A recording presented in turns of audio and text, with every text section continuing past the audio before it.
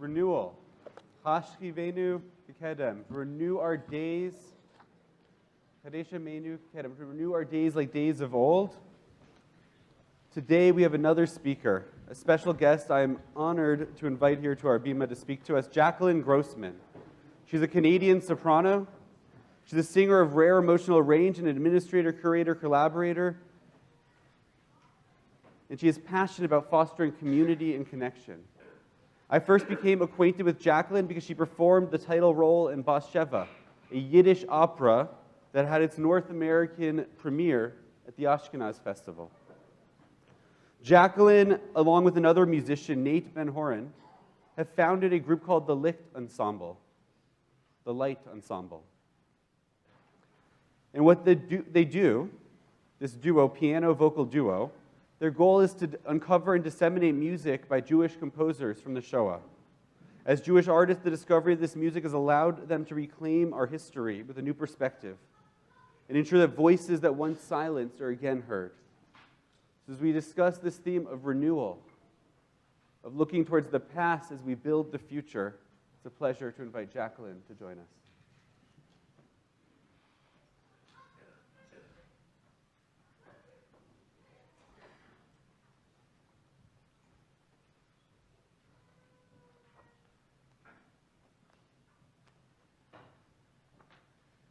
Hello, everyone. Thank you so much for having me here to speak with you today. As Rabbi mentioned, my name is Jaclyn Grossman, and I am a Canadian soprano from Thornhill. I am an opera singer, and I am deeply passionate about recovering and performing music from the Holocaust. I would like to acknowledge that today we are on the traditional territories of the Wendat, Anishinaabe, and Haudenosaunee peoples, and the Mississaugas of the New Credit. In the same way that Toronto has been a gathering place for Indigenous communities for thousands of years, I'm grateful that today we can finally come together again and gather and express our faith. I would like to thank Rabbi Sachs for the opportunity to share the work that I do with you today. I was so pleased to be asked to be part of this series about renewal. I feel that this is an important topic for Yom Kippur, but I also find that this topic resonates with me quite deeply with the work that I do. In early 2020, I was awarded the Ben Steinberg Musical Legacy Award from Temple Sinai. This is an award that's given to a young Jewish musician at the beginning of their career. I was asked to prepare a recital of music by Jewish composers, and I quickly sprang to work. I began looking at the typical Jewish canonical composers like Mahler, Korngold, or Schoenberg. And I thought, it might be interesting if I looked off the beaten path and saw what else was out there that I wasn't aware of. This is when I encountered Anne-Sophie von Otter's CD, Theresienstadt. This CD has music by Jewish composers who were interred in the ghetto Terezin during the Holocaust. I was enamored. I loved everything I heard, and most specifically, I fell desperately in love with the music by the composer Ilse Weber. At the time, I was at McGill, and I was working closely with a Jewish pianist and very good friend, Nate Ben-Horon. Ironically, the first thing that we performed together happened to be Richard Wagner's Wesendonck-Lieder. And if you know who Richard Wagner is, you know how deeply problematic that was for both of us. And it's something we continue to deal with as Jewish artists in a classical tradition that's quite Germanic and carries a lot of history with that. So with that in mind, we decided it was extremely important for us to look into Jewish Holocaust music and see what we might find. So with this being January 2020, we thought we would plan a recital for the spring of 2020 of Holocaust music. As you can imagine, we did not do that recital. And we found ourselves in the global pandemic among everyone with no idea when live music might return. A lot of our peers said, this is a time for rest, a time to take the vacation you've been waiting many years for, vacation in your room. And we thought, no, this is the time to spring into action, which seemed a little bit crazy at the time, but I'm really grateful that we did it. We began reaching out to archival centers, museums, and historians, desperately trying to get our hands on absolutely anything we could find. Music from the Holocaust became our artistic lifeline during a time where the world was standing still. Our research and exploration evolved into a recital series called the Shoah Songbook. These concerts each focus on music from a different ghetto or concentration camp throughout Europe. To date, we've done music from Poland, Lithuania, Germany, and the Czech Republic. We encounter everything from fully realized scores that are easy to read and perform to almost completely illegible and incomplete pieces. Often we'll find scraps of paper that have a simple vocal line on it, and we'll go from there, creating accessible piano vocal arrangements that not only we can perform, but we can share with the classical music community as a whole, hoping that this music will claim its rightful place in the canon, as it always should have been. I can't explain the profound impact this intensive research and time has had on me, both as an artist and as a Jewish woman.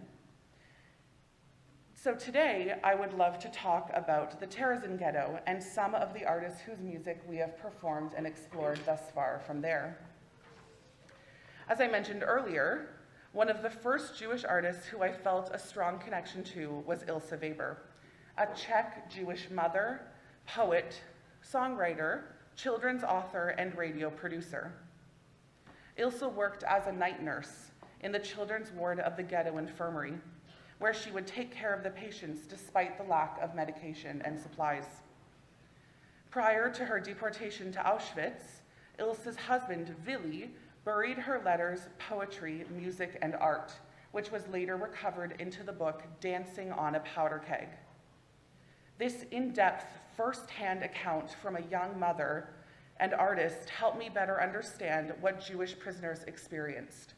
But also, it opened my eyes to the immense bravery, kindness, and humor Jewish individuals called on to survive in these horrible situations.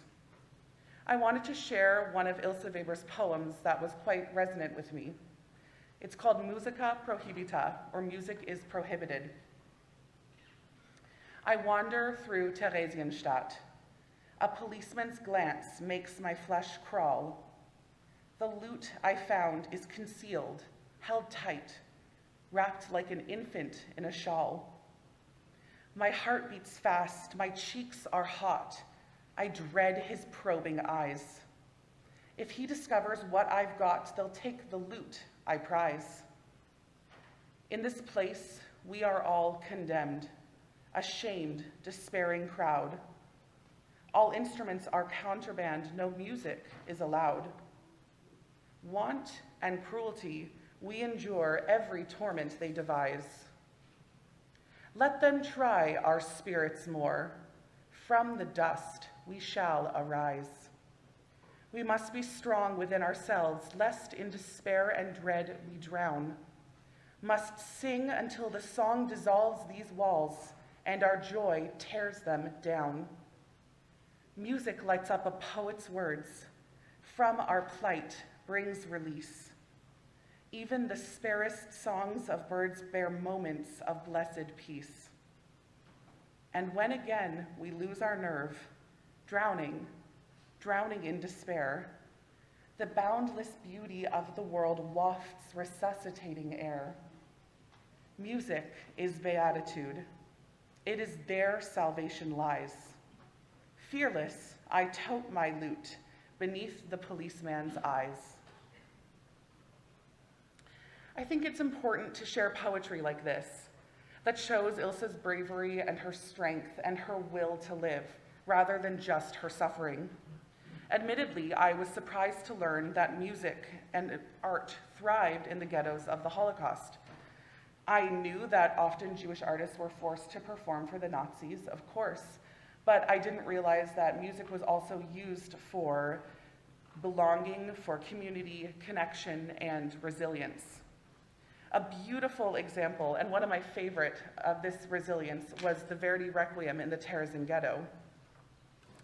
The conductor, Raphael Schechter, smuggled a single score of the Requiem into the ghetto before the gates were sealed. There, he gathered with 150 singers in a dimly lit basement around this single score and taught them the entire Requiem. And if you know the Requiem, you know what a feat that would be. The Requiem was performed 16 times for the other prisoners and once publicly for the senior SS officials and an international delegation from the Red Cross, which was unfortunately used for propaganda purposes. On more than 3 occasions, replacements for the choir were needed because prisoners were sent to Auschwitz. Terrorism survivors remember Schechter telling them, "We will sing to the Nazis what we cannot say to them," as the choir, soloists, and an orchestra made from the players and instruments available took on this insurmountable piece. If you know it, you know that it draws on themes of faith, salvation, and life after death, alongside themes of resilience and rebellion. One can only imagine how important these messages were for the prisoners. One, Edgard Klasa, shared, "These performances allowed the performers and the audiences to immerse themselves into the world of art and happiness, forget the reality of the ghetto life and deportations, and gather strength to better cope with the loss of freedom." As a Jewish singer, I feel it is my duty to spotlight this repertoire as it claims its rightful place in the classical music canon.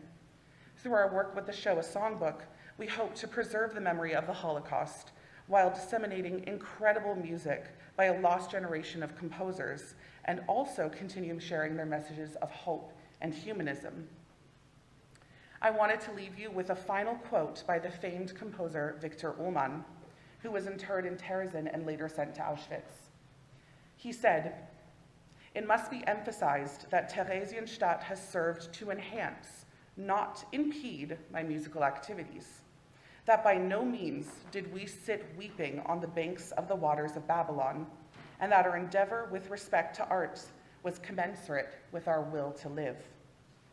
I think this quote perfectly represents the Jewish people, our ability to find renewed resilience, hope, light, and strength, even in the darkest of times. Thank you again for having me here today. Wishing you all an easy and meaningful fast. Sure.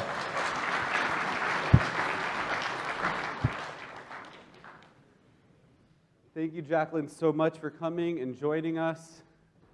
Jack and I have spoken about hoping to find a chance to bring the Licht Ensemble here to Beth Torah for a concert, to hear this music. I know as a community founded by survivors, with so many people here in the room whose parents, grandparents, or even they themselves experienced the horrors of the Shoah, how meaningful it is to hear that there is a new generation renewing those voices, the music, the melodies, the words, the poetry, the art that was created in a place of suffering, bringing it back, giving it new life.